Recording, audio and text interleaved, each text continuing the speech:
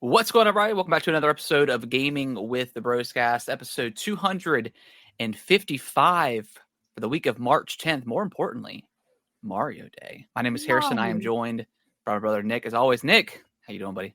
What's up? I'm doing great. It's a glorious Monday. Glorious. A lot of stuff happened within the podcast, so that's good. I know the news has kind of been slowing down for a while now. I mean, it's been slow since the Switch 2 announcement. Yeah. And there's been a lot of negative news in the past month. So I'm excited to talk about some more positive stuff this week. I feel like there's more delays more shutdowns. I mean, a couple games got delayed, which that's nowhere near as bad as a studio getting shut down. But just a lot of negativity. We'll try to keep it as positive as possible here on this program. So, but yeah, Nick, before we dive into some games, because you played Split Fiction, I'm nearing the end of Avowed, I believe. Nice. Before we dive into that, Nick, how was your week? You visited a certain place in New York. I did. Yeah, I went to New York for a mini vacation last week. Went Thursday through Sunday. Nice. Not for any specific reason. I mean, me and my wife went up there. We saw Wicked on Broadway, and how was that? It was amazing. It blew me away. Like I was very moved by Did you see the movie? No, I haven't seen the movie. So I've never seen anything Wicked related. So I really had no context going in aside from, knowing that it's obviously related to the Wizard of Oz, and it's kind of an origin story for the Wicked Witch of the West. Yeah. But it was freaking awesome. Like the songs were so great, and the acting. I mean, everything was really, really great. So I'm now very excited to see the movie. Okay. Yeah. Cool. So hyped up. But while I was there, of course, I had to stop by Nintendo NYC store. I was gonna text you and see if you're gonna go, but obviously ended up going. But yeah. So how was that? How was that? It was very cool. It's a 2-story store with the first floor, has like your typical Nintendo Switch games, has a bunch of plushies, a bunch of merch. I bought this. I was going to ask if that was a shirt, the sweatshirt you bought. Yeah, that was my one merch pickup there. I didn't like the other merch. None of it spoke to me. What was wrong with it? Just a little bit too kiddie, or? I'm not a huge fan of the color, wearing the color red. So yeah, I agree a lot of the clothing was a really that Nintendo, that bright red. Yeah. And I mean, just nothing spoke to me. Nothing. There was a really cool Mario Kart jacket with all kind of sponsored stuff on the back. NASCAR. So that's all the cars had sponsored stuff. Yeah. Had all that kind of stuff on the back. So I thought about picking that up. I was like, man, I'm not going to wear that ever. I'm not going to take that out into the streets. Nah. This I might, but I wouldn't take that one out. So yeah, the first floor had that kind of stuff, had the merch, had the Alarmo. It had just a bunch of plushies, a bunch of Donkey Kong stuff. The store was very Donkey Kong themed with Donkey Kong Country Returns being the most recent release. Don't they do that when there's a new release, they'll kind of phase things out and then kind of I think they'll change up the props and that kind of stuff. And then the upstairs area had a really cool Zelda section. It had I think it was a Pokemon section, and then it had some kiosks with the Donkey Kong demos set up, and then that big screen that they use to, I think when they have Nintendo Directs, they'll invite people up. Yeah. Or people can go up and watch, on the second floor. So I got to see that big screen. That's cool. And then I saw something, and I was like, man, I should get that for Harrison. And it was a little too big to take on the plane back with me. So I looked up that same product online, and I was able to get it shipped to my house. So very excited. It should be cool. Cool. Yeah. Yeah. So Nintendo NYC, very cool. Went to a couple of game stores scattered throughout New York. One of them had some Pokemon cards. I went in there and they had some of the. I'm sure Kellen told you, but yeah, picked up some packs of the new card. What's it called? Prismatic Evolutions. Yeah, Prismatic Evolutions. So it was the actual packs. Yeah, actual packs. That's crazy that they had the. Maybe you just caught them like at the right time. What is the normal price of the packs? $5 maybe. Okay, they were 16. 16? Yeah, so they rose the price on those because the other packs. I picked up a couple of other ones too of like the prior runs, and those were like $7 each. So it wasn't bad. I mean, those weren't priced bad, but I mean, they have a lot of. Did you find those at a? That was at like a store, like a non-retail store, like a. Gotcha. Okay. Yeah, it's like a random card store. Yeah, I've seen a lot of card stores like really, kind of going the scalper route a little bit, but yeah, just because they're so rare, just taking advantage of the demand. Yeah, but it was a cool experience. I mean, it was super crowded, like the. Oh, I'm sure. Yeah, and it wasn't even people grabbing the Prismatic Evolution packs. It was just, I mean, there was so much stuff there. Yeah. It was really cool. I did ask if they had any Attack on Titan cards, and they did not have any. Yeah, but I think there's a new set coming out. I think in May or June of this year. So I don't know, but I've only ever seen them the one time at a Walmart in Greensboro. I haven't seen them since, so I'm not sure. But gotcha. And very recently, I've been on the hunt for Herbs Sims in the City. Okay. On the DS, and on the DS. Yeah. I felt like I saw it at one of our local game stores. So if I go there again, I'll keep an eye out for it. It was either that one or the GameCube one. I'm not sure. Okay. Yeah, I checked a store in Raleigh. The limited run games in Raleigh, I checked there and they didn't have it. And then I checked in one of the stores in New York and they didn't have it either. So I'm officially on the hunt now. On the hunt for the herbs. Hunt for the herbs. Alicia looked it up. She's like, this game isn't very highly rated. And I was like, it's not a great game.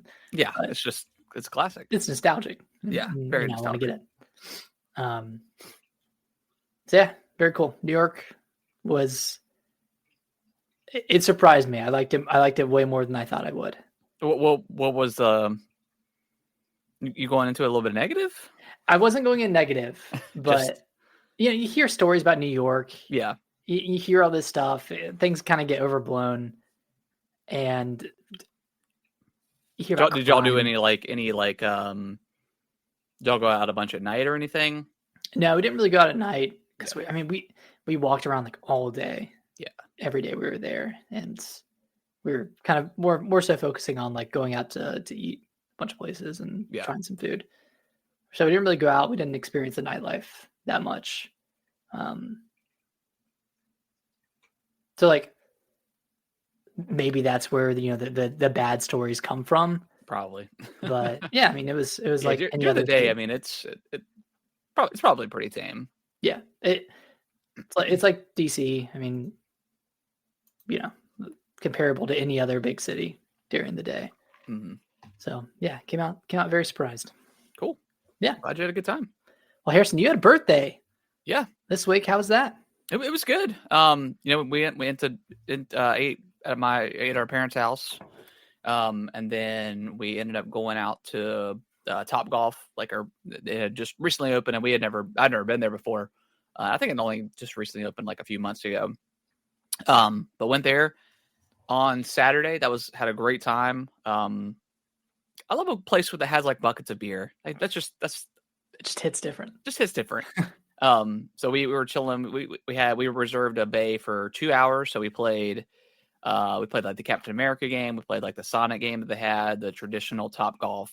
It was a lot of fun. I had a great time. And then we ended up Ubering over to a couple of like local bars and stuff like that. So yeah, it was a great time. Nice. Did you take any birthday shots at the bars? We took a couple of green tea shots at Top Golf, which were really good. And then we didn't really take any more shots after that. We just kind of drank like a beer or two at one bar, and then we walked around to another bar. So just kind of did a lot of walking. Nice.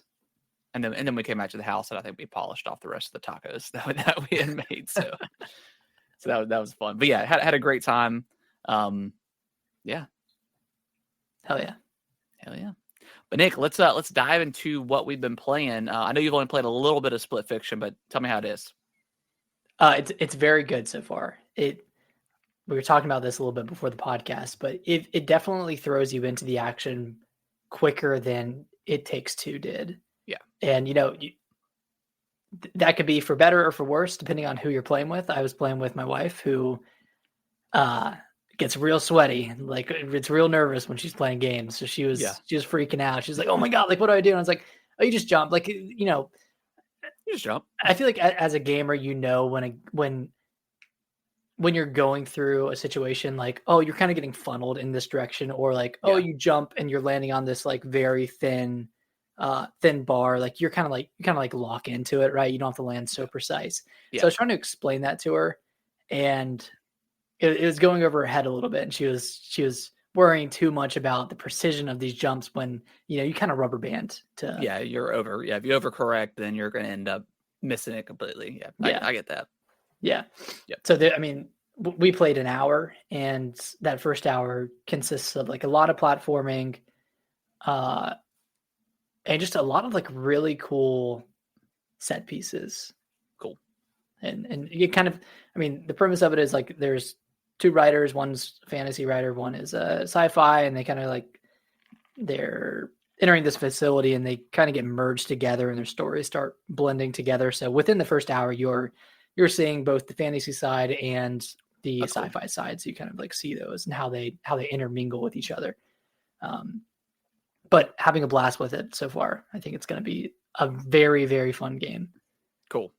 Yeah. Split Fiction, It Takes Two was one of the best games of that year when it came out. So, and that was just a great, because I play with my wife as well, who's very similar to yours, not very, she dabbles in video games. So, but she had a great time. And then once we kind of got into it, she was pretty comfortable playing that. But so yeah, looking forward to playing that with her. I have it, just haven't had time with my birthday weekend to sit down and actually play it. But yeah, very excited for it. It's getting like a 90 right now on Metacritic. 90s. So it's getting great reviews.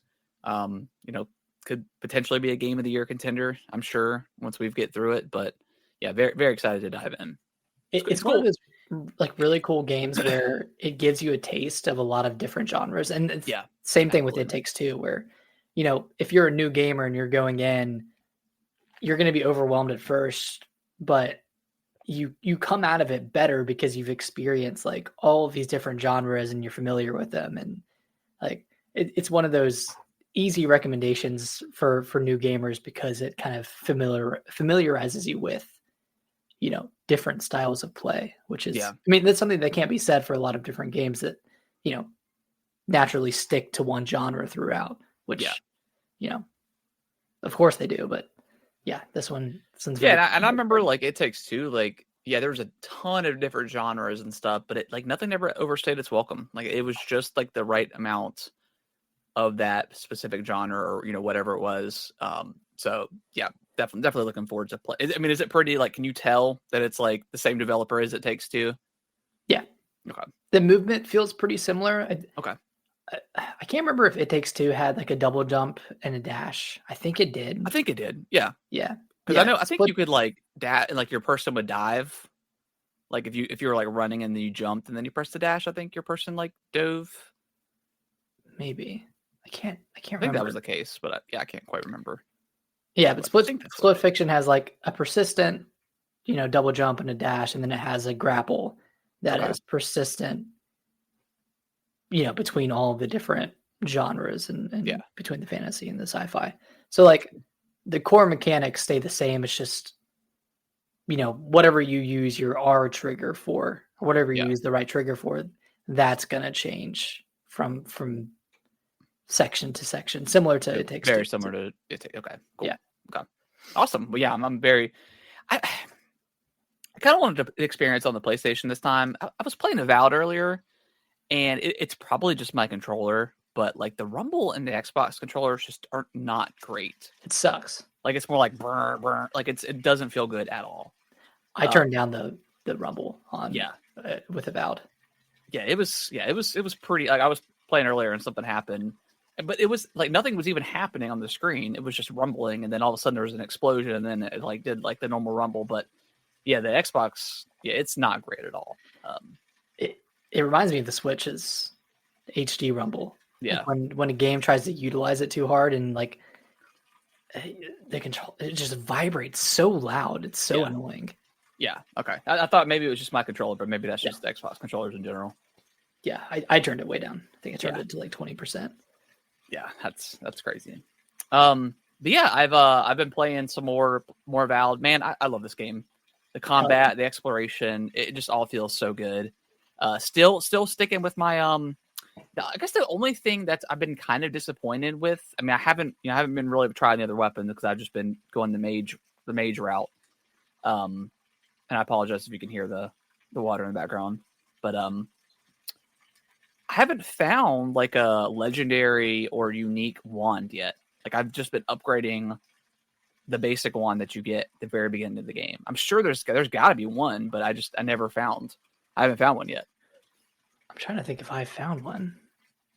Because I mean, I've found like cool looking, towards like the end game, like you're constantly picking up like superb, axes and bows and all that stuff.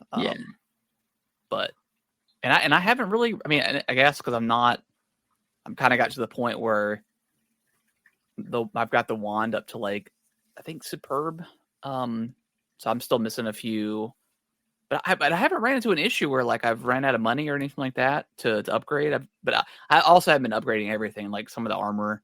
Like I've been upgrading here and there, but not like all the time. So maybe that's why I haven't ran into that issue. But and I'm only focusing on the wand, so I haven't upgraded anything else. But I haven't ran into that issue. But yeah, I mean the game as good as the combat and like the exploration is, it is very much. It kind of gives me the Indiana Jones vibes.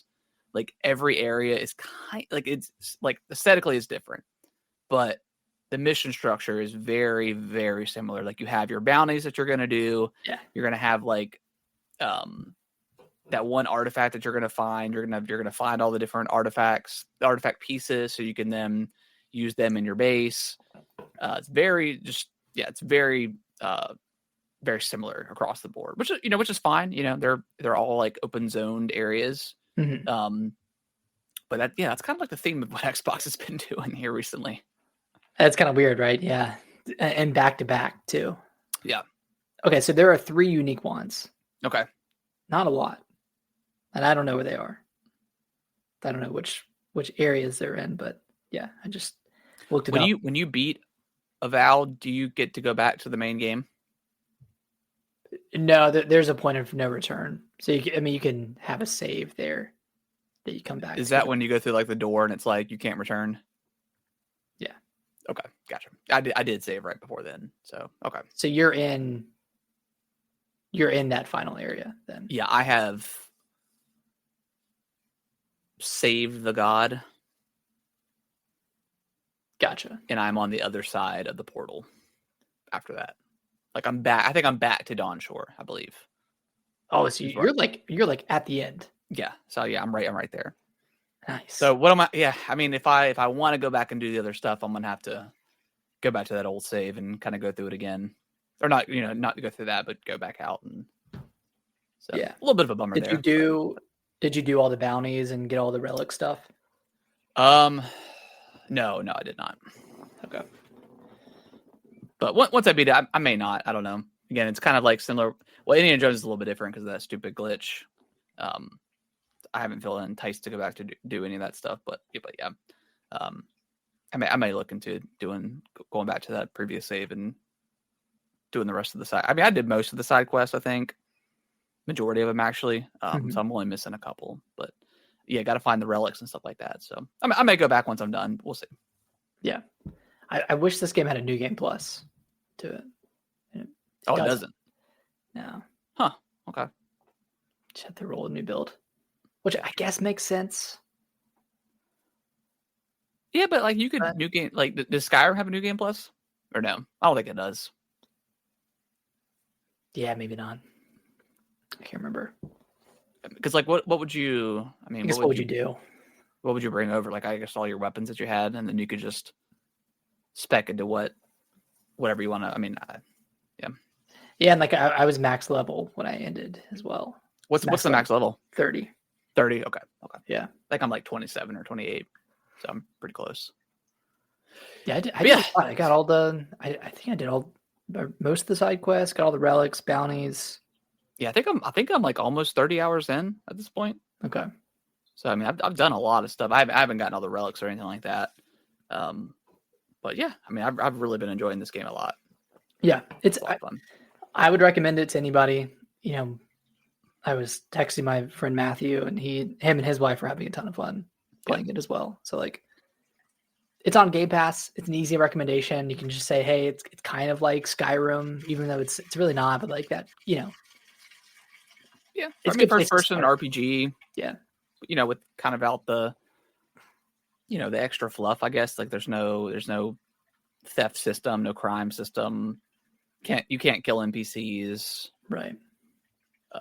So I mean, yeah, I think it's a great game. Yeah. All right, well, Nick, let's topic of the week. We've got like we said on the top of the show, it is Mario Day. Little bit of a. I mean, do we ever expect anything for Mario Day? Not really. Just a bunch of sales. I mean, I know last year the anniversary. It's not until later this year. Yeah, exactly. So like, I mean, I think last year they announced like the second Mario movie, right? And they gave us a release date for Thousand Year Door and Luigi's Mansion 2, which we still needed at that time. So, right.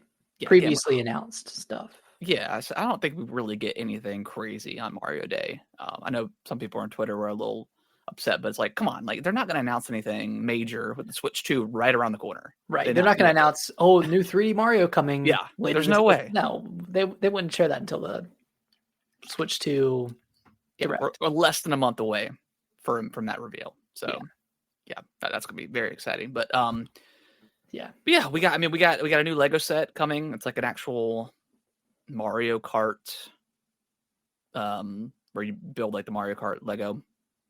So that looks cool. But I think most importantly is May 15th, right? Is when that's supposed to release.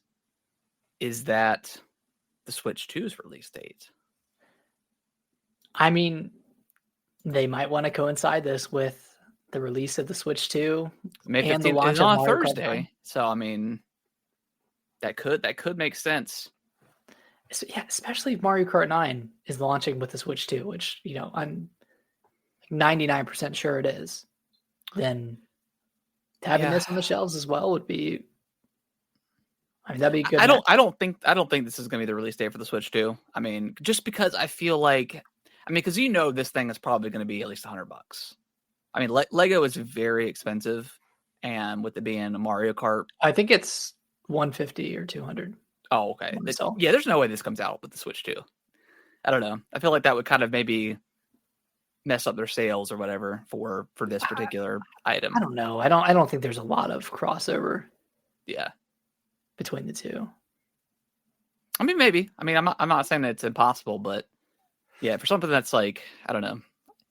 If they're banking on, the Switch 2 is coming out this day and Mario Kart 9 or 10 or whatever is also releasing this day, maybe somebody will, just pick up this as well, as like I don't know about that. Yeah. I mean, it's probably more realistic that Switch 2 comes out in June. Yeah. But, a guy can dream, I mean, it's like I said, it could like the, April 2nd comes around.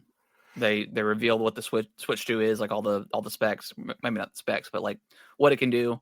And then, in a day or so, they could do pre-orders, open them up. So, I mean, I think once they kind of open the floodgate for this stuff, I think it's all just kind of rolled out. I mean, we don't need 4 months of marketing for the Switch 2. I mean, everyone knows what it is. Even with Nintendo seemingly randomly just dropping the Switch 2 trailer on that what was it, a Friday or Thursday? when they dropped it. I mean, it broke records like for view eyes for them. So like they can kind of do whatever they want. So, I don't know. No matter what they do, it's going to sell well. Yeah. People are going to flock to it. It's going to sell out. It's going to be hard to get. I mean, like at this point, they can't really mess up the launch of it, but they can. I guess the only thing they can mess up is the long-term success if they don't have a compelling, lineup for the launch window and for the launch year. Yeah, because you're going to get 5+ million people trying to get it on day one. Yeah, and hopefully they utilize like their own. I don't know. Hopefully they do their website too. Like limit one per customer. Yeah. God, I'm so ready for other retailers to do that. Just with the whole trying to deal with these Pokemon cards here recently. Because we went to Target last week and they had a sign up that said, hey, if you're looking for Pokemon cards, go to the customer service center or the customer service counter. Went over there. He's like, yeah, we got them. Just one per person. I was like, oh, okay. Fair enough. Yeah. He's like, it's gotten so ridiculous that people will just, as soon as we stock them, people will just grab them by the handful. It's so annoying, dude. And I had Kellen there, and he's like, our goal is to try to stop that. And then like, he pointed at him. He's like, for the kids, man, like just let them enjoy it. And that's some loser behavior, man. Like the videos that I've seen, man. Now that I'm more aware of what's going on and like actually kind of seeing it on like my TikTok feed and stuff. It is crazy. Like these just sweaty adults and the stereotype of what these people look like, not to be mean or anything, but it's exactly what you think they look like. They're just like, man, like they spend all day researching where it's going to drop, and that's the thing too, is like they'll announce, like the Pokemon company will announce like, hey, we're going to release these booster bundles or whatever on this specific date. But these people find out like when they actually restock every single week for like kind of their other products too. So it's like literally nothing. You can find like nothing. It's insane. I don't think Pokemon should announce when they're really. I mean, I get they have to. Yeah, they have to, but it's like a new set of cards. But yeah, I think maybe the retailers need to do just a better job of that. I mean, like Walmart, like they put all their stuff behind glass, so you have to ask for an associate for them to come over. But I don't know what they're limiting. So it's crazy that in person has to be limited like that, but they should. It's just ruined by. I don't know. It wasn't bad when we were growing up because the kids were the ones that were into Pokemon, and now those people have grown up, and they're just trying to take advantage of the popularity of it. They're probably trying to scalp them, and and I would say yes, but there's also been times where like we went to like a local card shop and they were like, like one of the closest colleges to us are like, yeah, all those college kids came down there and they bought everything up. I'm like, man. So I don't know. I think some people collect them and actually open the packs, but there's just a lot of like the scalping stuff. It's insane. Yeah. But yeah, very, very frustrating for sure. But back to Mario Day. Yeah, I mean, I still think it's insane that we've only gotten one mainline 3D Mario game in the entire Switch generation. That is crazy to me. And it was in the first year. So it's been 8 years, right? Like 7 years since a new 3D Mario. I know we had Bowser's Fury. Yeah, which was excellent. 3D World. Yeah, really good. But I would have expected, an Odyssey 2 or something, just a couple of years after Odyssey. I mean, they must be cooking. They must be cooking hard. Mario Universe, I don't know. Something. Yeah, I mean, you got to think. I mean, I don't know. I just think what if the Wii U never existed? Because they really, other than the 2 Zelda games, they really did just bring over every single thing, and that was a lot of Mario stuff that they brought over. It kind of carried the Switch in 2018 and 2019 when they were just port, bring it over from the Wii U. And of course they would, because the Wii U sold like garbage. But and I wonder if those games didn't sell they didn't sell well at all, because they all have sold incredibly well. I wonder if they didn't, maybe we would see the second 3D Mario game on the Switch a little bit faster, or actually happened, just to try to counteract those sales a bit. But everything they ported over, the Switch, man, it has kind of just been the perfect system for Nintendo, and every single I can't think of a fail that Nintendo had in this thing. No, they tried different stuff like Nintendo Labo. Yeah. And I wouldn't call that a failure, because they didn't put all of their eggs in that basket. But no, yeah. It was just kind of something, hey, here's something kind of different, weird.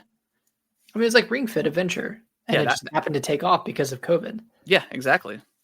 So I feel like it's a mix of really compelling new games like Breath of the Wild and Odyssey, alongside just a surplus of Wii U games, and then COVID coming at the perfect time for Nintendo. Yeah, everyone Animal Crossing just absolutely took off. Yeah, Animal Crossing, Mario Kart just having the longest legs imaginable. And then crazy. You're kind of right though. They didn't need a new Mario, because the system was selling itself at this point. So I'm sure there was a decision, probably during COVID or a little bit after COVID, where they just decided to hold off until the Switch 2 and use whatever new Mario to replicate. I'm sure they'll try to replicate the exact thing. Maybe instead of Zelda being a launch title, it'll be Mario, and then Zelda will come out, whether it's a remake or something. We're probably not going to get the mainline 3D Zelda for a few years, but whether that's a Breath of the Wild remaster, or some sort of rumored Zelda remake or something like that, maybe Ocarina of Time, that could be a huge one for 2026. That's the case. So yeah, it's gonna be hard to replicate the Switch's success, but Nintendo could do it. They have all the IP in the world to make really awesome games, and then whatever else new they decide to make. Yeah. You got Monolith, man. Monolith. You can kind of do whatever you want with them. They're so good. I'm so hyped up for Xenoblade Chronicles X. Yeah, I'm pretty. I think I made a decision after Avowed. I'm probably gonna. I'm gonna save Kingdom Come for a little bit later on this year. Yeah. I really like that game, but just it's hard playing back-to-back RPGs like that. Yeah, and that one pushes back a lot too. Yeah, so it kind of makes it harder of an experience. Yeah, so I'm probably gonna wait for that one once everything kind of dies down a little bit. Try to go back to that, because now that I've got Split Fiction, I definitely want to play, and then Xenoblade comes out in 10 days. So yeah, next week. So gotta play that. Xenoblade, sure. and then South of Midnight and Clear. Doom. It's gonna be crazy here for the next few months. And the Switch 2 is gonna come out maybe somewhere in the next few months. God. Yeah, that's what I'm saying. With these release date announcements for Death Stranding 2 and Tony Hawk's Pro Skater 3 and 4 when they're coming out over the summer, I'm I might be playing the Switch 2 at this time. I don't know what I'll be playing. I could be playing a new 3D Mario, or playing Metroid Prime 4 or something. Prime 4, Mario Kart. There's so much stuff this year. It's something we don't even know about yet. So this is a pretty insane year so far. Yeah, and then Xbox just announced that they're doing their handheld, or a partnered handheld at the end of this year. So who knows what that looks like? It doesn't seem like it's going to be a dedicated Xbox I think that's going to be like 2 years from now. Yeah. Which is a little disappointing, but I think they're kind of, getting into that a little bit, which they said they were. So we'll see what that looks like. But yeah, it's gonna be a crazy few months. Any more thoughts about Mario Day, Mario in general? We've had a lot of Mario on the Switch, even last like year or so. A lot of Mario. I'm ready for I'm either ready for. I mean, I'm excited for Mario Kart, but it's never like been my kind of thing. It's that kind of same thing with Smash. But I'm ready for the next Mario, 3D Mario, and Luigi's Mansion 4. Those are like the two big Mario things that I'm looking forward to. Yeah, I will be. I did play the crap out of Mario Kart 8 on the Wii U. I really loved it on there, and I played a ton of multiplayer, like online. So I hope they have like a compelling online for Mario Kart 9, and then I don't know, just some sort of like really cool progression system, and maybe some more like open maps. Like just a new way to play would be really cool, and not just like a battle mode where you play on a battlefield and try to pop other people's balloons. Something cool, sort of like single player, like campaign, something that's a little bit more involved than a traditional circuit kind of thing. I don't know what they could do, but hopefully it's just not the same thing with just a few extra mechanics tacked on. Because Mario Kart at launch, like that's really great. I'm excited for that, but that's not as compelling to me as a Prime 4 or a 3D Mario or a Zelda.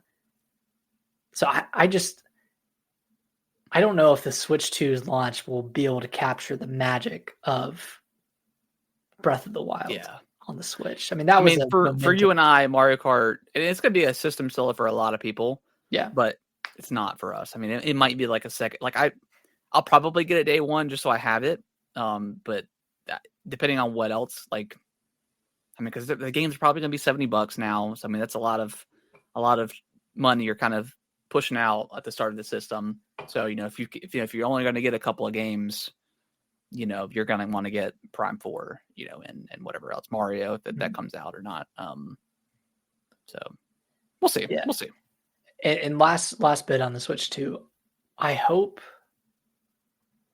that the eShop on the Switch 2 is either like not like maybe segmented from the original Switch. Yeah. Just so you don't have to deal with all of that bloat, because I loved perusing the eShop when the Switch came out, because there's nothing. There's nothing. There's like less than 100 games on there. Yeah. And even that was the case for like the first year. And now you can't really browse the eShop without looking through just like a bunch of like AI slop games. Yeah, hentai games and all that garbage. So I'm hoping there's like some sort of like Switch 2 specific eShop that's like separate from the original eShop. I don't know. I mean, I'm certainly there'll be like a new release section, or maybe even Switch 2 exclusive section. I just hope the Switch eShop is just a better experience overall. I hope it's like a dedicated eShop and not like a browser based one like Switch one is now. That's why based too. Yeah, it's so damn slow. Trying to go through that thing. Like sometimes I just want to like just look and say, because I don't keep up with every single game out there, but if I'm like thinking about looking at just browsing, I'm like, as soon as I get in there, I'm like, yeah, I'm good. I'm good. Like, yeah. I'm not waiting for this to load for me to probably not even get anything. So yeah, hopefully the eShop is, and I'm sure it will. I mean, there's no way they can, and they never updated the eShop once on the Switch. I mean, it's just kind of been the same garbage the entire time. So hopefully they get it right this time. Mm-hmm.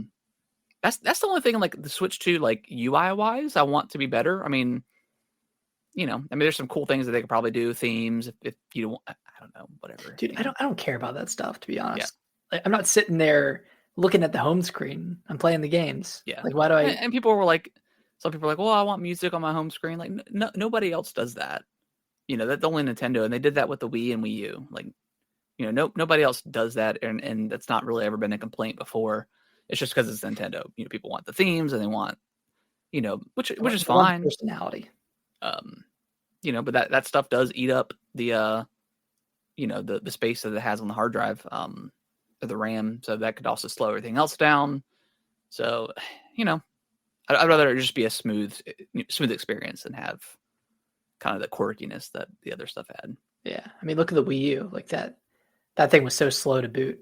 Yeah. Because it had, like the me stuff in the background. Like it was kind of loading in a lot. So it hampered the experience quite a bit. Yeah. Man, I just can't wait for the Direct, man. I'm so pumped. We're getting so close now that it feels tangible. So yeah, 3 weeks. Yeah, just about. Yeah, I'm very excited.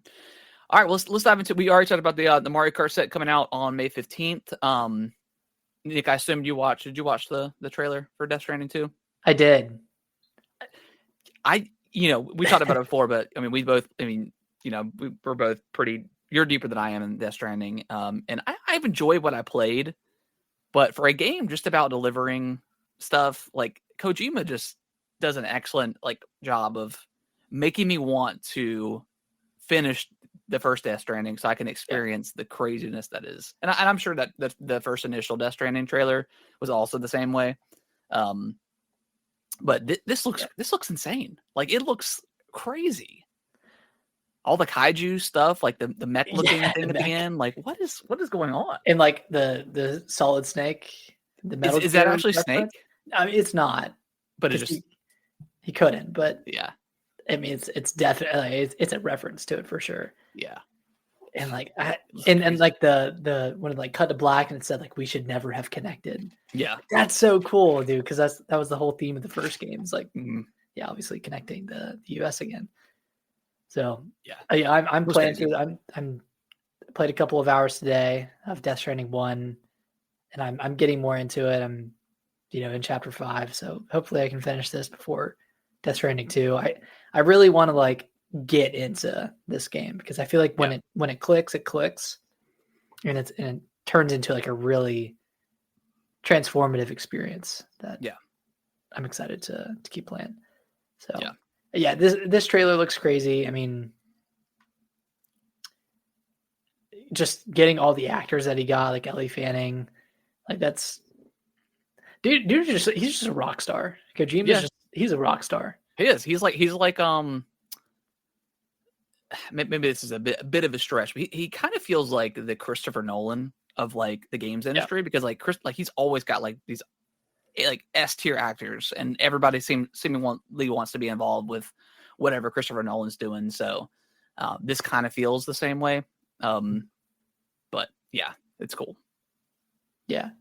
And visually, Death Stranding 2 looks phenomenal. Insane. Yeah, like that first shot of the canyon where Sam is looking out, like that looked unreal. Like that was crazy. So I'm just excited to see more of it. I wonder if the general gameplay is going to be the same because it sounds like the delivery stuff has been automated.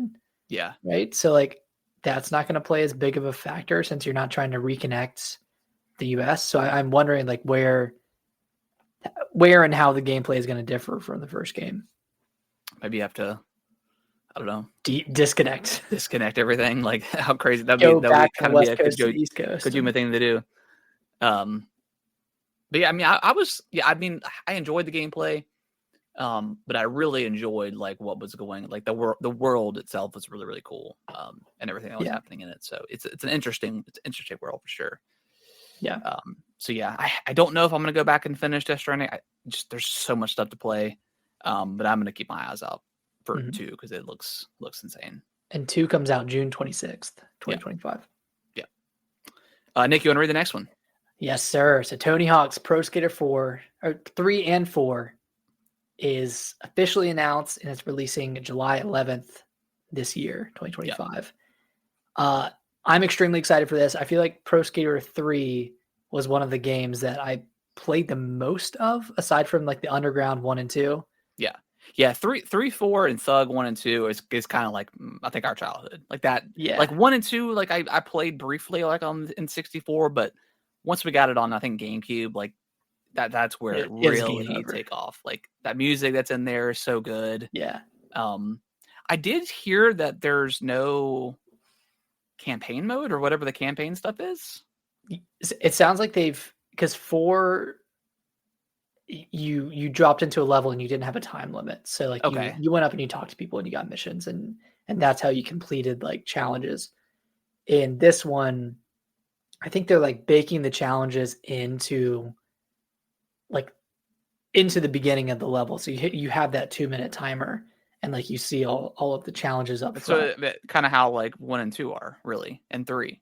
Yeah. Like you have like a time limit to do certain thing, or you can like do whatever you want, but you kind of have to focus on one challenge per run. Yeah. Yeah. Okay. That's all. So, I guess 4 was more similar to like to Thug and American Wasteland.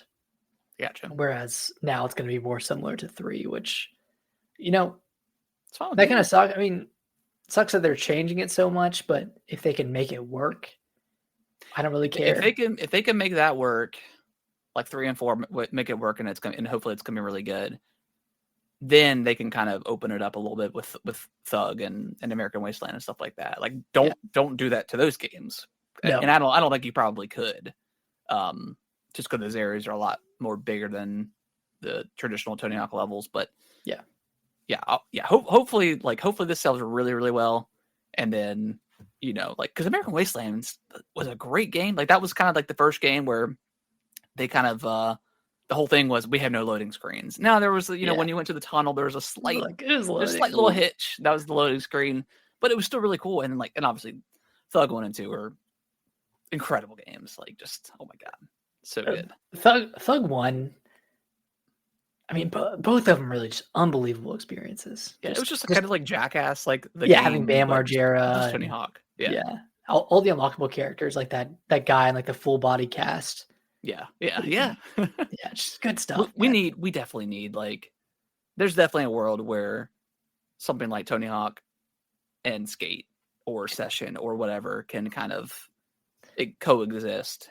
Right. We just need more Tony Hawk. Like it's a shame that stopped at whatever point. I know they were kind of like doing the whole yearly thing as Activision was doing. They just couldn't keep up with the quality, but yeah, for a while, like Tony Hawk was like very, very peak, like for a few years. Really until I think American Wasteland was the last great Tony Hawk game, and then you had what? Proving Grounds, and then Project 8, Grounds, or Project 8. Project 8 was pretty good because that was like when they kind of incorporated the skate style mechanics to the board, where you can kind of flip it and stuff in slow mo. Yeah, that was cool. It wasn't like the greatest, but it was cool. Yeah, it wasn't Tony Hawk anymore, but no, it was still pretty cool. But then you get into like the Tony Hawk Ride, Ride, Shred, and which Downhill Jam. I love Downhill Jam. That was a good one, but I only have good memories of it because it had Escape the Fates, Reverse This Curse. Oh yeah, on it, which I turned off every other song except for that one. And I was that's a classic. Blasting hills on that game. So I'm pumped. I don't know if you remember in Pro Skater 3, but there's that cul-de-sac level with the haunted house. Oh yeah. I used to be so scared of that haunted house. Yeah, I don't know why. Yeah, I mean, I can't wait, man.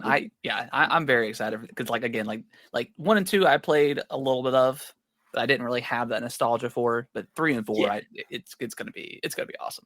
Yeah.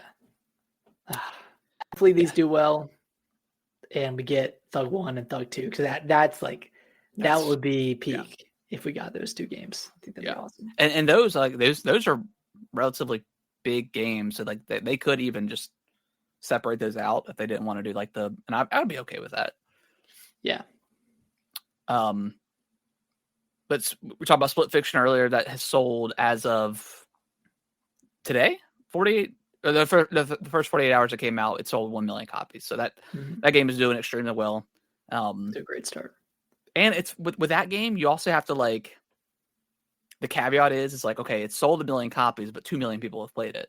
because of the snack stove back there. The garage just opened. Oh, okay, gotcha. So she ran to go check.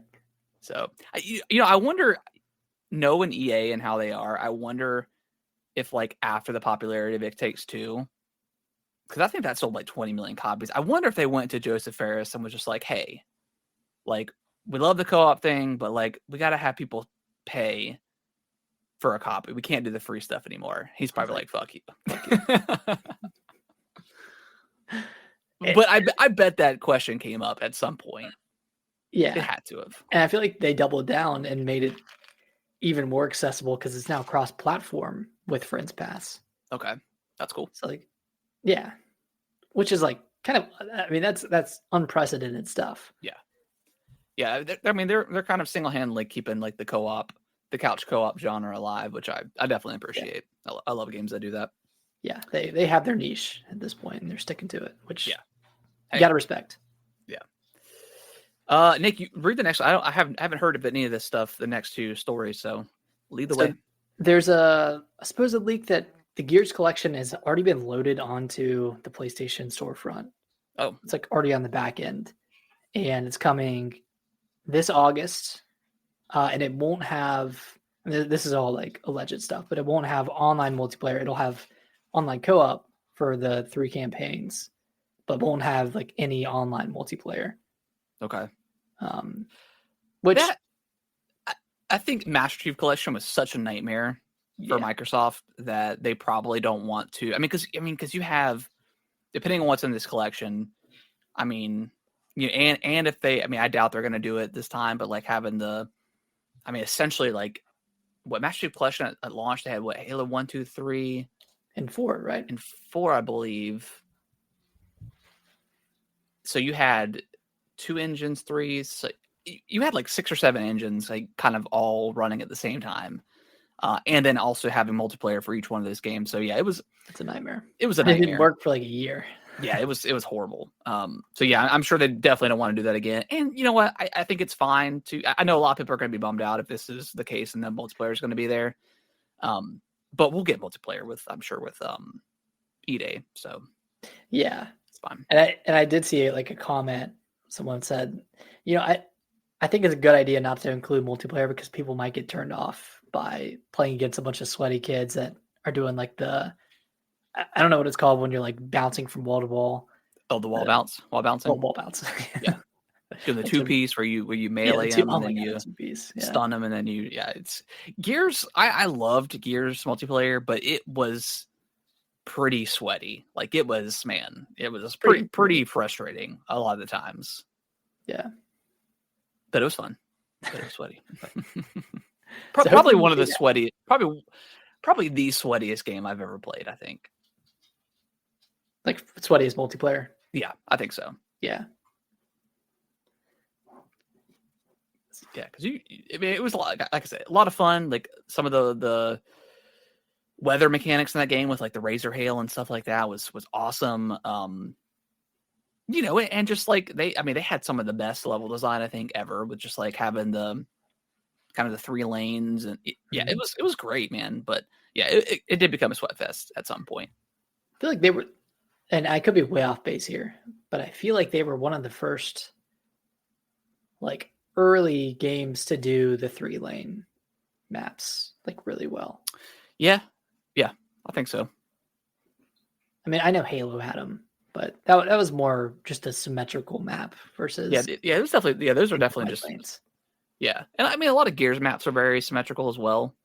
But there's different things on each side. Like the layout was kind of similar, but there was different like vehicles and stuff that would kind of be in the way to kind of change it up a little bit. But yeah, I guess a lot of multiplayer games have to be kind of symmetrical just so you don't give one edge to the other. Mm-hmm. But if you're kind of swapping out like different sides, which they did, but yeah, I would love for them to have multiplayer, but it's not going to be a deal breaker, I don't think. Right. And it sounds like this could be announced at Xbox's summer showcase. Okay. Obviously, it would come to Xbox as well as PS5 and launch on Game Pass. So that's good news. Yeah. And then the other leak here is that Indiana Jones. I mean, we know this game is coming out in the spring for PS5, but there's a supposed launch date of, I wrote April 15th. I think it's April 17th. I think that's like early access. Okay. So it could be coming next month for PS5, which, I mean, that makes total sense. April 15th is a Tuesday. April 17th is a Thursday. So okay. And I think it's launching for $70, similar to the Xbox. Well, I guess that would probably just be like a random Twitter drop, right? I mean, they don't have an event coming up. Yeah, no events coming up. Whatever, it doesn't really matter for that. And when we already know it's coming, and I think they said in the spring, right? Yeah, of 2025. So when is Forza coming?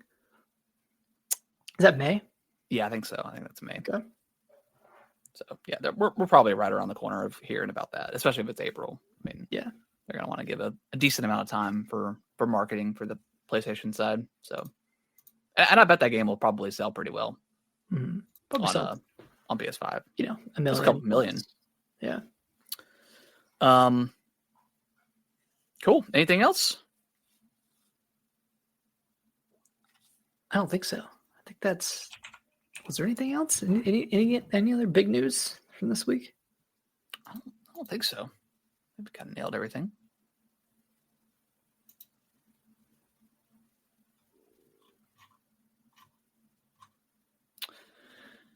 While you look at that up, I'm looking at Fantasy Critic right now. So you've got Avowed on there. You got 11 points for that. Kingdom Come, you got 20 points. Split Fiction, you got 20.